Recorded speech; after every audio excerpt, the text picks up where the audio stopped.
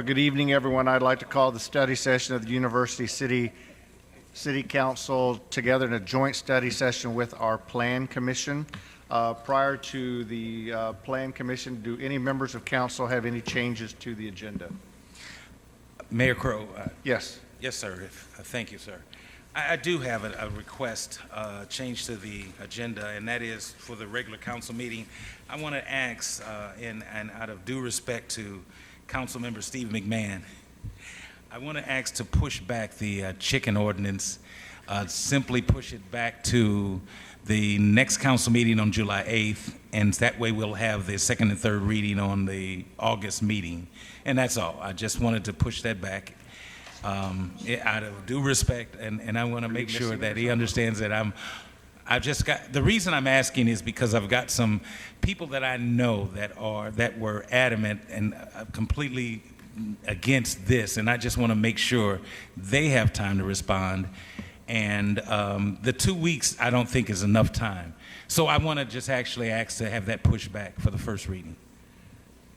Well, I think we can probably talk about that maybe during the meeting. I don't know that. We can, and that's I mean, fine. I honestly don't know that that I agree with that, to be candid with you, so. Okay. Anything else? Okay, hearing no other changes. Before we turn it over to the city manager, I would ask as a courtesy to the city clerk, could we get all of the members of the planning commission to just give your names for us? Because we were talking beforehand that may not be something that, so if we could even, Siri, are you the lead? Yeah. Siri Moran. Mike Miller, okay. Peggy Holly. Judy Gaynor. Ellen Hartz. Got them all? Right here. Mr. Rose. Honorable Mayor, council members, and planning commissions, thank you for giving me the opportunity to present to you today. We are going to actually tag team you today. It's going to be myself and the Director of Planning and Development, Mr. Clifford Cross, that will be presenting as well. I will start out with just an overview of the Planning Commission, what their responsibilities are, membership, and so forth. This is consistent with the overview that, as you recall, we are doing with all of your commissions and committees. As soon as I turn this on. The purpose for the Planning Commission is twofold. One is that it really provides the oversight of the comprehensive plan. Any changes to that are required to go through the Planning Commission, as well as it is the Zoning Commission. Its membership is 7 members. It's appointed by the council. The chair is elected each year from among the appointed members. In order to participate, you have to be a qualified voter and have resided in University City for at least 2 years. Also making up the committee is 1 member from council, the city manager, and a city planner. And all of those members are ex officio and do not have a vote. Under the powers and duties, they are empowered to submit to the council, again, a comprehensive plan for the fiscal development of the city. They also are responsible for any zoning changes that are requested, would need to go before the Plan Commission, acting as the Zoning Commission for that change to come effective.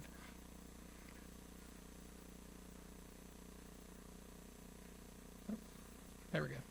Shall consider all proposals for amendments or changes to the zoning laws and make its recommendation therein to the City Council. Also, plans for all proposed subdivisions shall, before approved by the Mayor and Council, be submitted to the Commission for its recommendation. It also has a legislative authority. It's the duty of the Plan Commission to prepare a legislative platform. This is either at the national, state, or municipal level, should they believe that changes at either of those levels are required. And that's it for the Planning Commission overview. I'd take any questions that you might have. Okay, I will turn things over to Mr. Cross. Thank you. I have to do this twice. this way? Okay. Thank you, City Manager Rose. Honorable Mayor, members of City Council, Chairman Moran, members of the Planning Commission, thank you for being here. Now that City Manager Rose has identified the role of the Planning Commission and multiple actions that come before them, I'm here to talk to you about their guiding document, which is the comprehensive plan. And as many of you know, we have a comprehensive plan that is currently in place. It was adopted in 2005. There were some revisions made in 2007. In 2014, there was an effort to update and create a new comprehensive plan. Unfortunately, my understanding is that did not go through. There was considerable effort put into that. So what I'd like to do here is present to you exactly what a comprehensive plan, the true comprehensive plan, because I understand some of the weaknesses or concerns with the prior one is it in a sense became a branding document. It really had no real world meaning. So the goal of any new comprehensive plan that we adopt is to be our roadmap, and that's what the intent of a comprehensive plan is. When you look at this, I refer to it as the 2040 comprehensive plan, because comprehensive plans generally provide a 20-year roadmap. The strength of this comprehensive plan that I would like to ultimately get adopted here with the city is that it is a living document. It does not become static, and it continues to evolve. And I think City Manager Rose really stresses the importance of having a document that we can revisit every 5 years to see how it's performing and then move forward and continue to stay with the up to date with the trends of development throughout both the city and the region. So what is a comprehensive plan? As I said, it's a roadmap. It is your roadmap for your future. It provides you a unified vision of your city's aspirations. It can lead to actions, legislative actions, planning actions, financing actions. It is an all-in-one guide to decision making. It takes the existing planning framework and helps to evaluate it and then helps guide you on how to move forward. It does integrate your best and your current practices. I think you'll hear me often refer to best management practices, for example, with our sustainable guidelines that was adopted about a month ago. That's something you traditionally see referenced as part of a comprehensive plan, that you need a good set of sustainable development guidelines to move forward over the next 20 years. It does highlight your strengths, your challenges, and your opportunities.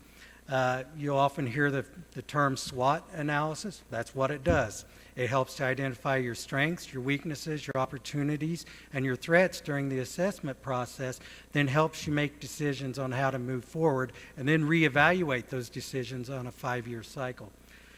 It outlines your specific goals, your strategies, and your actions. It inspires new plans and ordinances. So, in summary, it is a roadmap that reflects your community's interests, needs, and future desires. This chart here, the purpose of this chart here is you kind of think of it as a tree. I know it's not a beautiful tree, but what it does, it really shows the value of a comprehensive plan in that it helps to bring every document together. We have documents that we abide to, such as floodplain ordinances and wetlands delineations and so forth. Well, we want to make sure we enforce that consistently throughout the city, so the comprehensive plan identifies them and starts to pull them into it. The comprehensive plan then also contributes to the creation of local codes and ordinances, specifically in the Planning and Development Department that the Planning Commission sees quite a bit. It creates to the development of your zoning ordinance, your subdivision regulations, and so forth. It also contributes to future plans and design manuals. It can lead to specific neighborhood plans. That's where you then go to your branding type of program. It also contributes to design manuals. For example, one of the good things I recall about the 2005 plan, it did lead to the Olive Boulevard design guidelines. That was an intent of that plan. So it can serve as an advisory and a legal document to address both to address federal, state, and local regulations. So it brings them all together. Some of the traditional goals that you see of a comprehensive plan, and it's very important, is it coordinates land use and transportation planning. It provides infrastructure and services that your community needs. It both identifies it and will lead to future recommendations. It addresses sustainable economic development. It serves to protect your natural and your cultural resource. And it also provides adequate housing for the community. So when you look at that, it really addresses the primary elements that you see in your community. It addresses your economic factors, your environmental factors, your societal factors, and your cultural factors. It brings them all together, which is the intent to ensure that all four of these elements are well represented throughout your community. When you look at the plan subject matter that you'll see in a comprehensive plan, these are just some of the elements that you'll find in there, such as population, housing, your natural resources, historic resources, your land use, urban design, community facilities, transportation, intergovernmental coordination, and then economic development. So these are just some of the subject matter that you see in there to help contribute to other policy documents.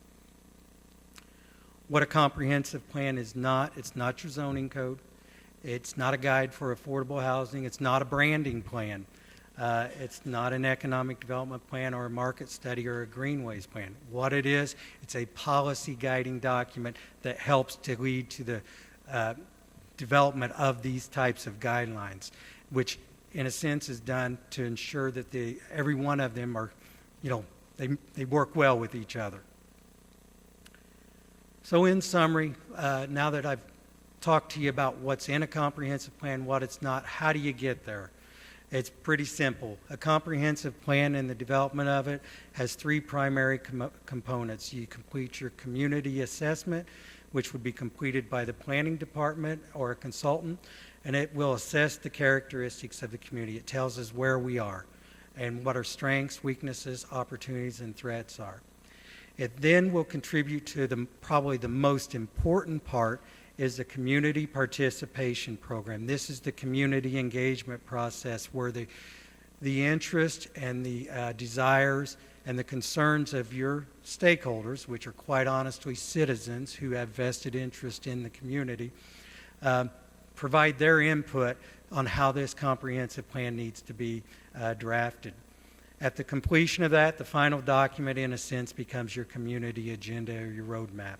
It's the plan portion, the finished project. It contributes to a citywide vision statement. It's supportive demographic projections. Fortunately, my understanding is from the 2016, we have quite a bit of data that's already been gathered, so that's something we really want to look at and use it since it was paid for already in a sense. And then it would contribute to future development or character areas. And character areas are your new land use. You have your traditional land use underlying layers such as commercial, institutional, residential, and so forth. Future character areas, in a sense, becomes your neighborhood. So you may have the loop that's created as a future land use with its own specific set of standards. So these are very important when you talk about urban footprints because they provide you that flexibility to create future policies that help make things fit. It addresses non-buildable lots and things like that in the future. So it does create your future policies or contribute to your future policies. And then this is the most important part with this that we would like to focus on is a short-term work program. That's our 5-year implementation program that will help us evaluate and continue to ensure this document stays up to date with the community and its needs and desires and, quite honestly, changes. So with the community engagement, it primarily will consist with that first off, it'll be involved throughout all stages of the process, and it must be empowered by an advisory committee or a steering committee. Your steering committee, as I'd said before, is your residents that are representative of your community as a whole. It can be civic leaders, it can be your residents, it can be your homeowners associations, it can be your business owners, churches, schools, whatever it may be. For example, I think something we'll focus on, and I don't know if they'll actually say it, but we want to go to the schools and see what the high school students think because they're going to be here in 20 years, and its plan's probably going to be more important to them than it is us today.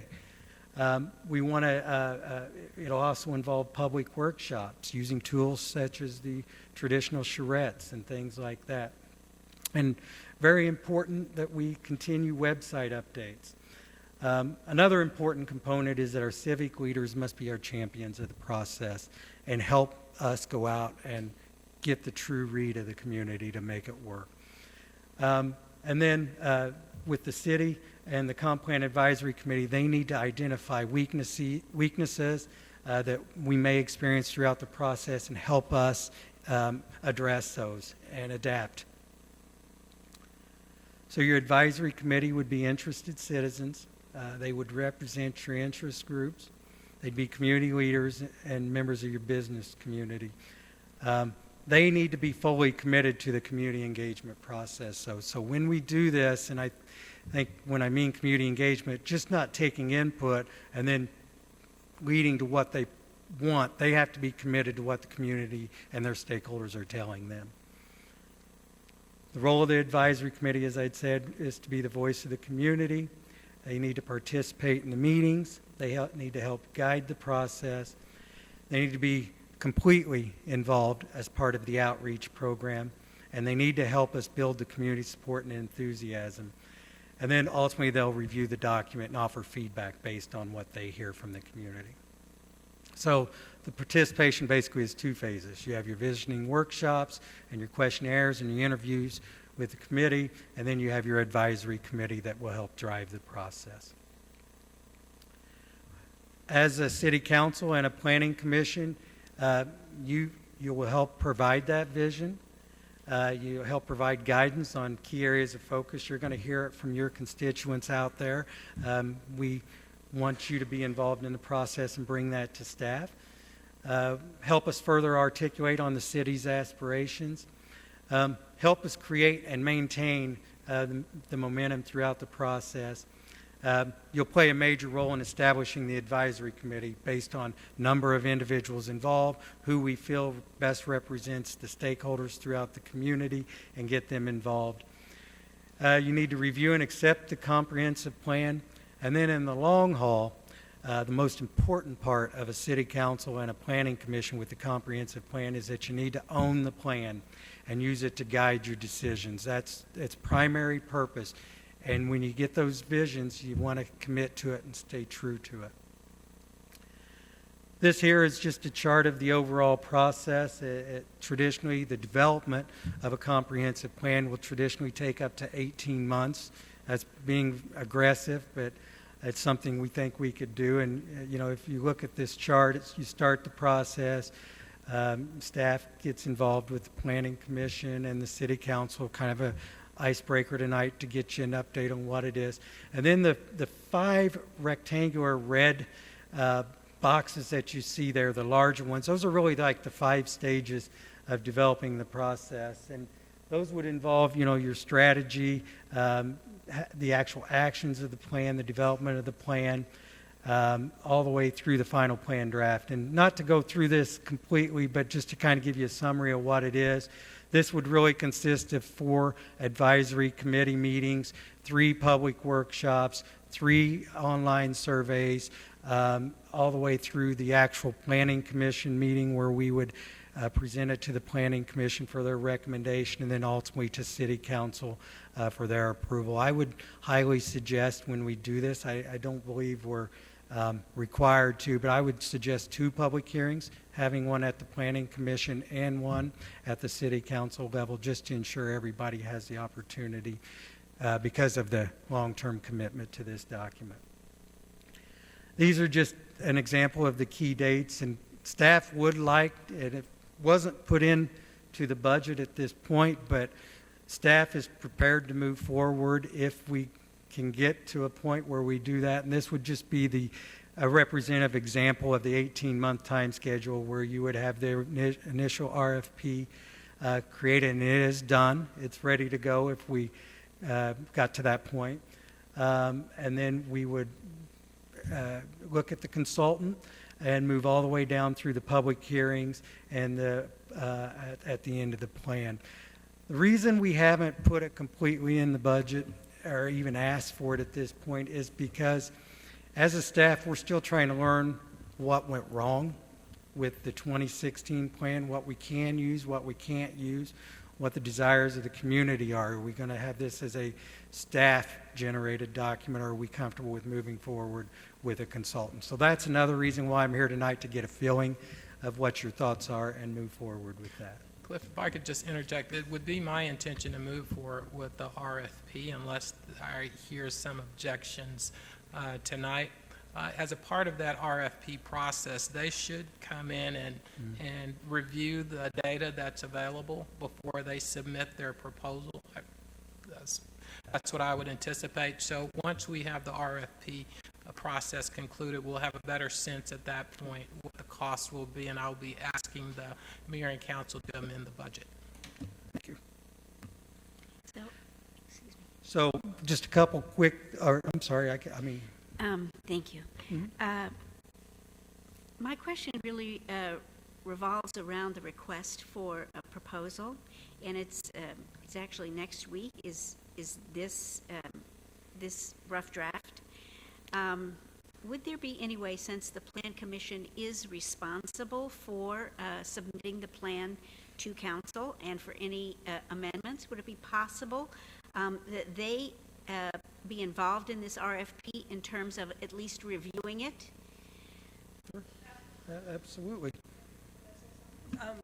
That was going to be one of my questions too, because the Plan Commission for the previous iteration, the one that didn't go through, was involved in the choice of the consultant, was part of the RFP process. I don't know if that was good or bad, considering the outcome. However, this is our product, and Yes. we need to be an active participant throughout the process, not necessarily knowing what we're doing, Exactly. but be part of the process and be part of the active process and not be led down the road. Absolutely. I mean, I have no problem with bringing that to the Planning Commission. And I said 18 months, there's a couple months in there built in, we could, so we wouldn't lose any ground. That was just representative, that schedule off the 2019-2020 budget in a perfect world when it would be formally adopted. There's a couple reasons why we would want to have everything in place by early 2021, because as I had indicated, after the adoption of the plan, then you got some work to play catch up, and a classic example, and there's pros and cons with it, but we definitely need to look at a rewrite of our zoning ordinance, just because of it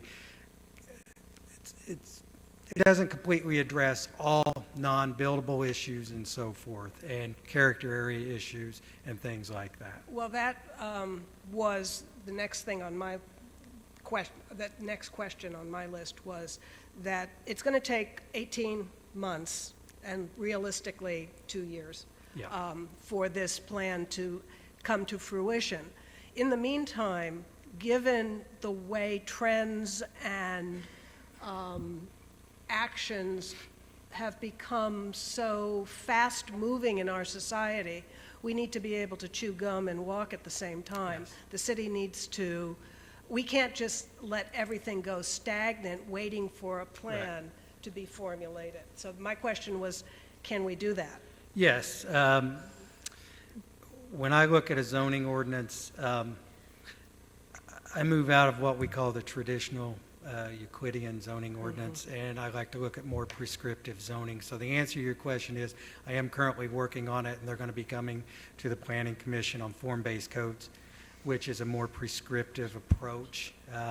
If it's green and there's nothing there, it's easy to build for a developer to come in and do a PUD.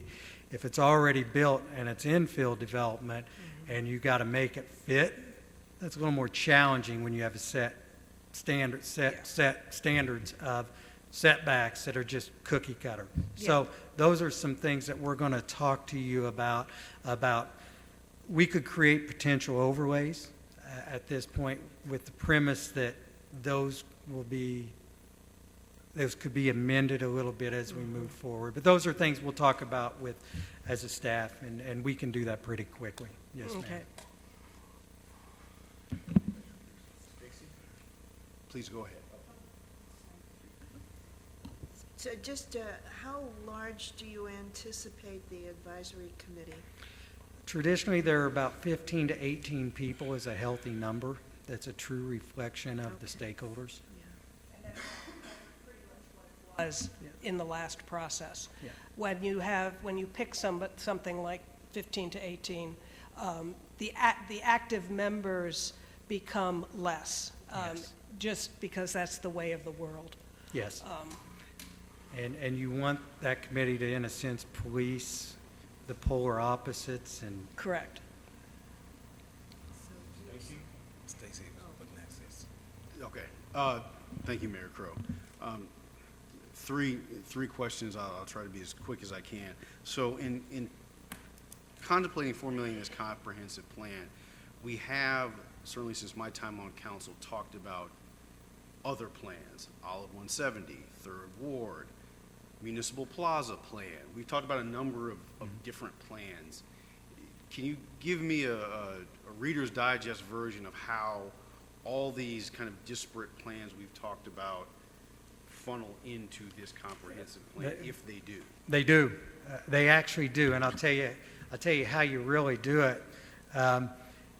When you look at the multiple chapters of the comprehensive plan, you'll have, economic development that'll be referenced in it. You'll have, land use, things like that. What the comprehensive plan does, it identifies those individual plans throughout its body. And then what happens is when there's any action that's associated with those plans, say, for example, I go do a map amendment to the, which is simply a zoning change to the Planning Commission, you always hear me refer to findings of fact. I'll put the Planning Commission on task. Hey, this is what your comprehensive plan says. And as part of your recommendation, you have to make the findings of fact. And traditionally, it's 5 or 6 of them. Is it compatible with the trend of development? Is it compatible with the future land use? Is it compatible with the surrounding zoning? And if you're trying to put commercial right in the middle of a residential, no, it's not. It's very hard for them to justify approval of a rezoning request. So it forces consistency. Okay. Second piece relates to monitoring the plan. Harkening back to my time on the school board, there were governing documents that the school district had. One of them, for example, professional development plan. We enshrined approval and whatever we needed to do with that plan into our policy. So we had to do it, essentially. Is there anything like that related to monitoring of the comprehensive plan, quarterly updates? Is there anything like that? We can do that, and updates to the Planning Commission, which ultimately could come in a report to the council. I'm still somewhat getting my feet wet on what's appropriate in terms of ordinances with council and all those kinds of things, but this to me seems, next to the budget, the most important document that this body It will is. weigh in on. And so, given that, it seems to me that we ought to have enshrined, so it's not just the dedication of this particular council that decides to review it. We enshrine it in such a way it becomes the practice ostensibly of all councils. So, That's exactly right. final point. Yeah. The previous administration, with the 2005 plan, would present at the end of the year to the Plan Commission a report of what was done. I mean, it happened twice or 3 times while I've been on Plan Commission, and would present to us exactly what you are talking about. But it became outdated because I've been on the Plan Commission now for 8 years, and we're still working off of a 2005 plan. So whatever you update is still going to be outdated because those pressures and needs of the community have changed substantially since that 2005 plan. But I think to to the point of it being a living document. That may ameliorate some of that Correct. staleness Yes. that we can find in these types of documents that are large and comprehensive. Final point is relates to community engagement, something that I'm very passionate about, and I was glad to see how central it is to this process. Well, I won't say a lot about it now, but just know this will be something that I'll kind of revisit. I'll be very interested in the details of how this community engagement process plays out, because I think it's critical to the success of this plan. Absolutely. I agree 100%. Mr. Smotherson? Thank you, Mayor Crow. Just quickly, I have two questions, and the first question kind of goes back to what Paulette stated, but I have a different question about it. The RFP, why do we need an RFP? Why an RFP, and why do we need consultants when we have the commission, planning commission, and our staff? Is my first question. Well, when you look at the development of the RFP, first reason to bring in a consultant is you have the validity of a third-party body who, in a sense, drives that community engagement, and it's not driven by one set of individuals, either the elected officials or other individuals who may drive that. Secondly, quite honestly, the resources. I mean, it's an unbelievable ordeal, and you're going to have so many aspects that you have to evaluate throughout the process.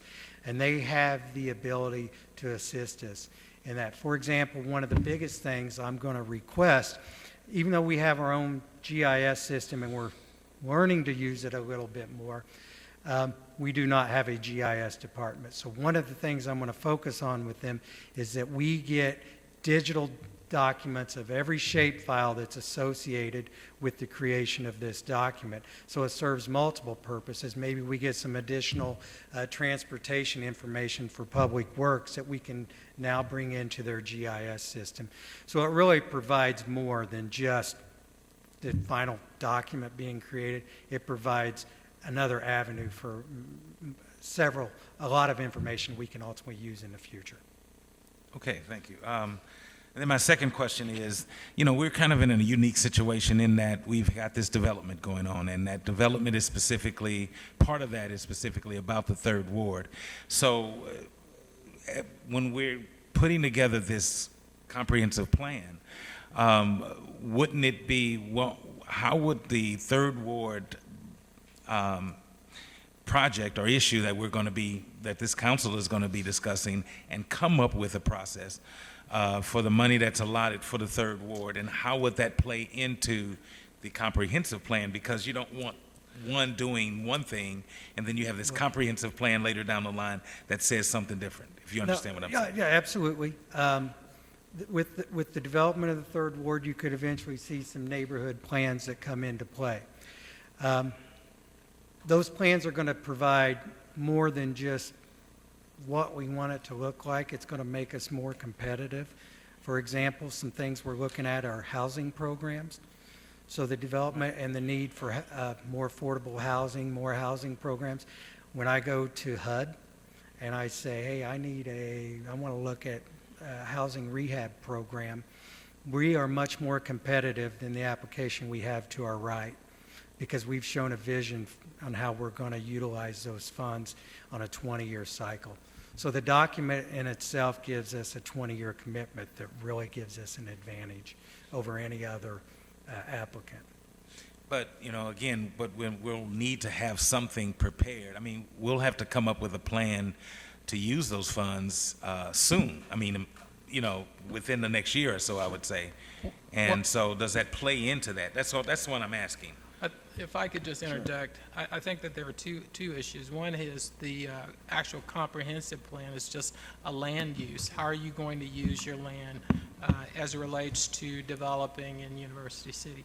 The plan I believe that you're referencing is how will we use the funding that we receive from the TIF project to improve the Third Ward. And we have some information on that from the outreach that has already been conducted as a part of that TIF process, but I think there's going to be additional outreach that will be needed. I would be surprised if we start to receive any funding from that project within the next 18 months.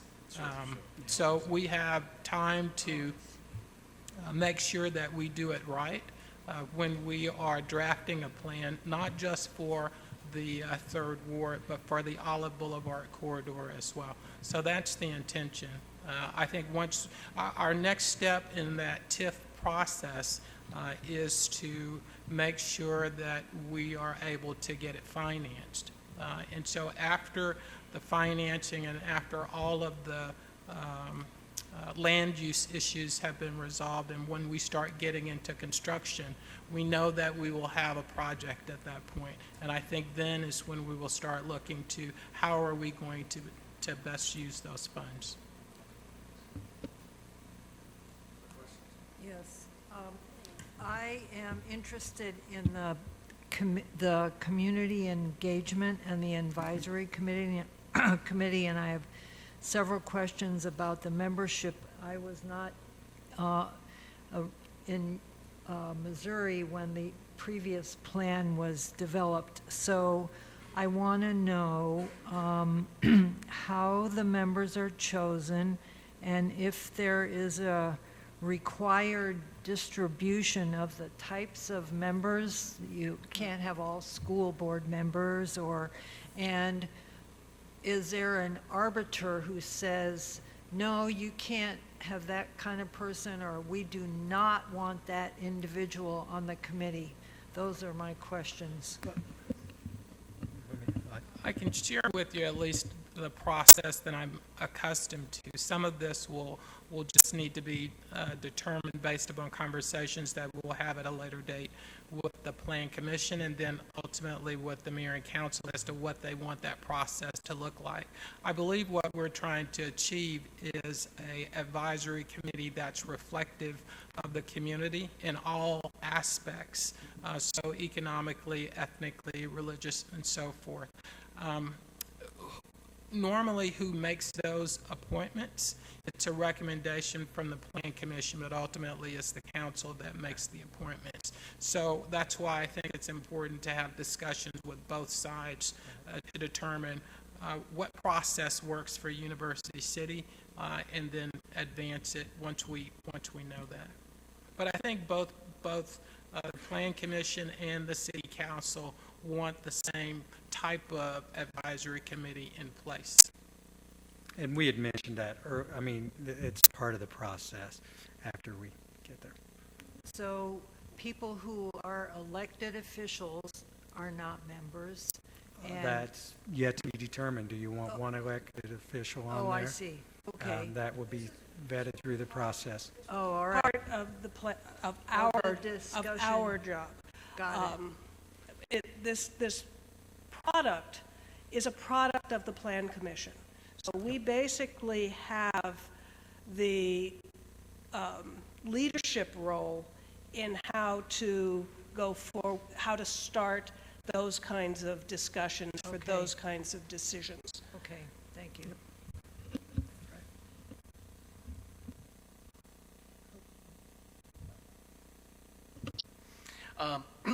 Excuse me, with regards to, the existing plan, I feel that the Plan Commission is going to need to know a little bit more about economic development as it's, in other words, even though we've got a plan that's not considered that useful, there's been economic issues that have come along and had to have been addressed.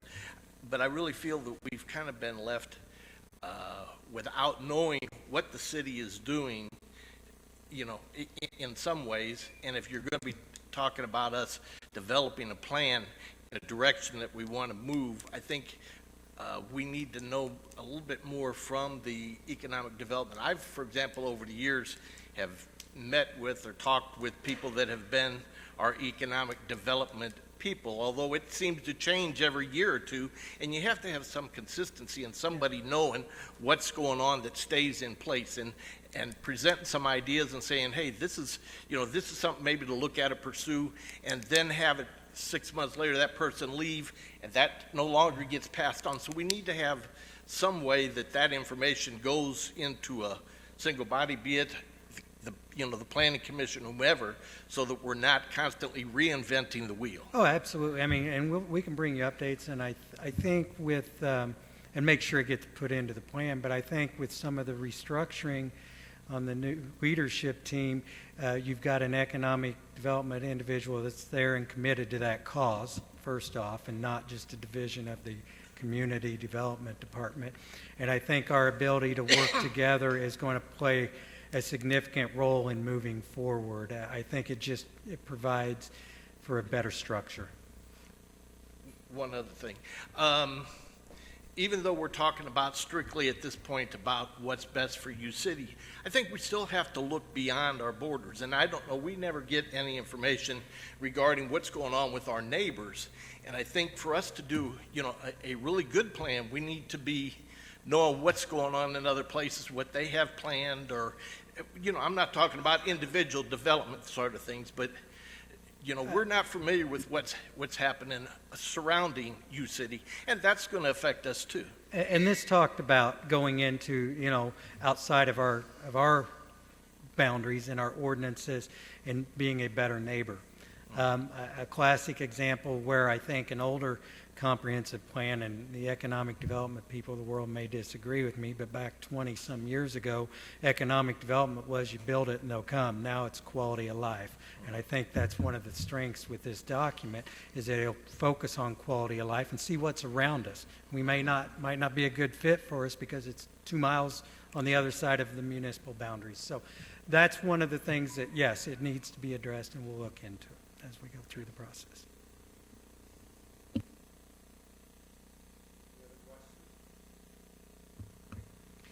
I'm not sure exactly how to formulate this as a potential issue. My experience in putting together strategic plans for organizations is that it's really hard for people to think about what the future is going to be like, to think 5 years down the road or 10 years down the road, much less 20 years down the road. And as we have the desire to put together a comprehensive plan that includes a unified vision and aspirations, that vision and those aspirations may or may not be something that all of our citizens respond positively to. So how do we deal with that, and how much are we prepared to really put together what's going to happen 20 years from now? Because certainly if we look 20 years behind us, life is very different than it was. I could take a shot at that.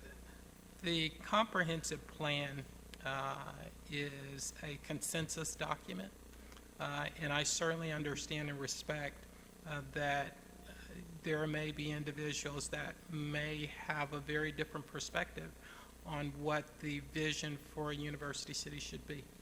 And I think that that's fine, and I think that they will have an ability to participate in the process and to make their opinions known on that fact. But at the end, there has to be a consensus that is gathered, and we have to move in a direction.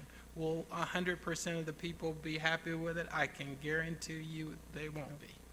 But there will be a consensus, and so I believe that the critical mass of people will be comfortable with the direction that we're headed. You're not going to get everything that you want. No one does. But maybe you will get the majority of what you want. So I think if we go into it from that perspective, that yes, we may throw a lot of things up on the bulletin board. Some of those things you'll agree with, some you won't. I think we'll have success in this process. If we go into it with the belief that we're going to get everyone singing Kumbaya, probably won't happen. But I do believe that we'll get a critical mass of the people.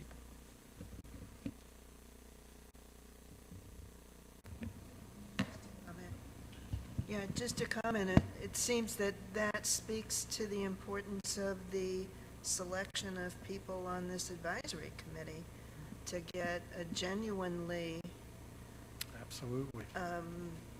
cross-section, or a genuine cross-section of people involved.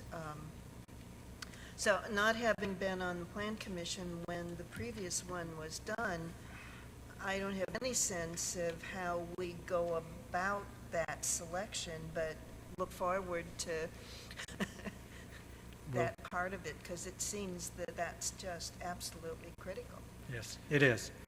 And And I can tell you, from the last steering committee which was where we hit the roadblocks, we had a fantastic steering committee. We had discussions into the night. We had discussions about University City, the pressures, the challenges that University City face. And unfortunately, that's where the roadblock hit, because they weren't being, those discussions and the product of those discussions was not being brought into the final document. I believe that there are no other comments or questions. I think it's safe to say that we have an engaged planning commission, and I appreciate that, and I think we're in good hands. I think also for your all's, hopefully a little bit of comfort, we'll be in this together.